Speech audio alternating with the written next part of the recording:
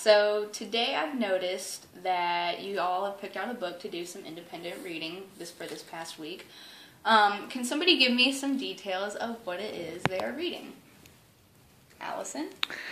I'm reading a book called Stand Tall, Molly Lou Melon, and it's about this little girl, and she is getting made fun of by a bully because she has buck teeth and she's really short. Wow, that doesn't sound very nice. No. So, boys and girls, did you notice how Allison gave us a very, very good description of what she was reading? That is what I am going to do with you today. I'm going to start off where we left off yesterday, reading The Velveteen Rabbit, and at a certain point I'm going to stop and we are going to walk through what it is we think is happening. We're going to draw a picture. Has anybody ever told a friend about a vacation you went on, or a really fun trip, or a birthday party? Mm-hmm. Yeah? Okay, well, that's what's going to happen here. We're going to act like the author is our friend, and they're trying to have us visualize what it is they're trying to tell us, okay? Okay. Alright, here we go.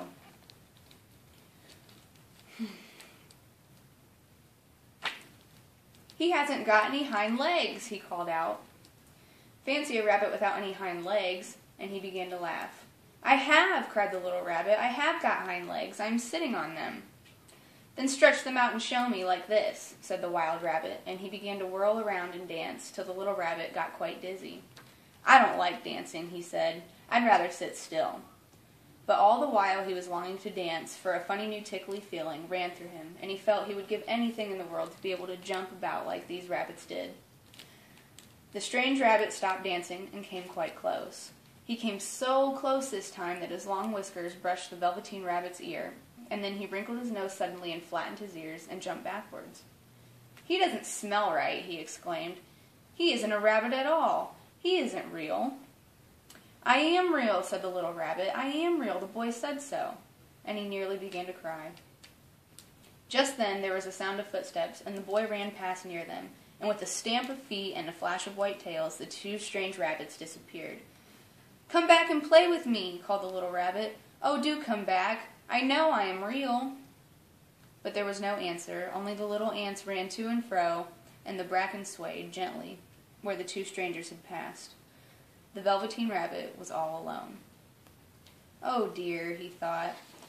Why did they run away like that? Why couldn't they stop and talk to me?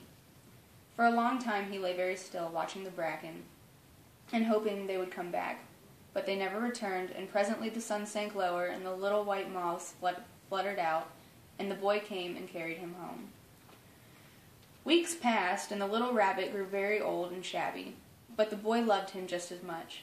He loved him so hard that he loved all the whiskers off, and the pink lining to his ears turned gray, and his brown spots faded.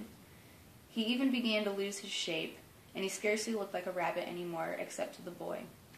To him, he was always beautiful, and that was all that the little rabbit cared about. He didn't mind how he looked to other people, because the nursery magic had made him real, and when you're real, shabbiness doesn't matter. And then one day, the boy was ill. His face grew very flushed, and he talked in his sleep, and his little body was so hot that it burned the rabbit when he held him close. Strange people came and went in the nursery, and a light burned all night, and through it all the little Velveteen Rabbit lay there, hidden from sight, under the bedclothes. And he never stirred, for he was afraid that if they found him, someone might take him away, and he knew that the boy needed him. It was a very long, weary time, for the boy was too ill to play, and the little rabbit found it rather dull with nothing to do all day long.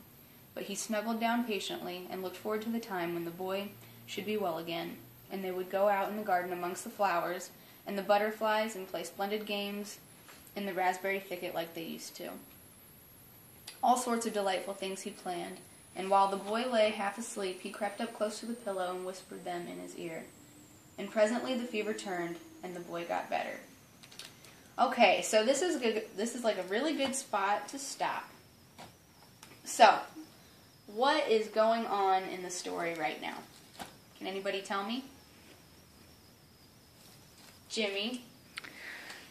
The rabbit seems kind of sad because the other rabbits don't think he's real and the boy's sick. Right. So we know the Velveteen Rabbit is sad, but a major event that's going on right now is that his best friend, the boy, is sick. So, what are some things that we know about sick people? What can we say a sick person looks like? Can somebody give me an example? They usually don't look too good. Sometimes their face is really red and their eyes don't look very open and they're always sleeping. They're always sleeping. Okay, so we could say that he's probably laying in bed for a long time? Mm-hmm. Okay, so let's write that down. Laying in bed. What's something else that sick people have that they can use, or that maybe your mom gives you to make sure you're okay? A thermometer. Okay, a thermometer? We can put a thermometer in So there. then you can see how sick you are. Very good.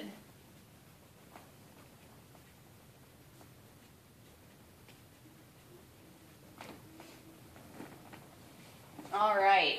Okay, let's try to think of one more example. What can we think of when you're sick? Like a type of sickness? Sure, that'd be good. I had the chicken pox once. All right, chicken pox is good.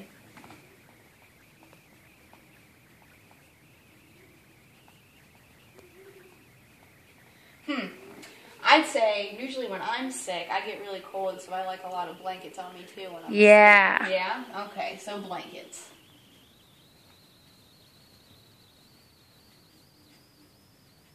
All right, so now that we have a list of our key points about what's happening in our story, now we're going to draw a picture to show what these key points are saying, all right? Okay. So first we'll draw a bed.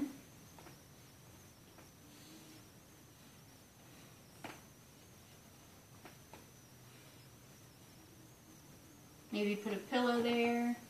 Yeah. Yeah. Okay, so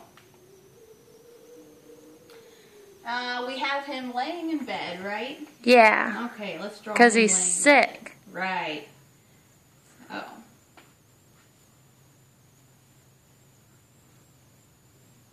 Like my stick figure? Yeah. That's beautiful. All right, and then we said he has a thermometer in his mouth? Mm-hmm. Okay, so we'll do a sad face because he's sick. Yeah. I wouldn't be happy either.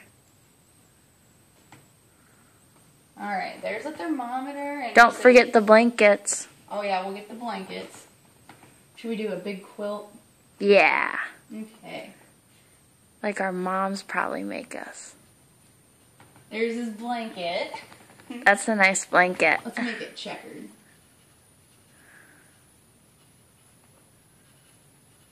Okay. And we said the chicken pox. We put chicken pox all over his face. He seems to be really sick, doesn't he? Mm-hmm. Okay, so that is our visual of what is going on in our story that we are reading together. Now, what I would like everybody else to do is get their books and do some independent reading for about 5 minutes. And then I will stop you, and I want you to do the same thing on a sheet of paper that I give you, that I just did up here. Does everybody think they can do that? Yeah. All right, well, let's get started then.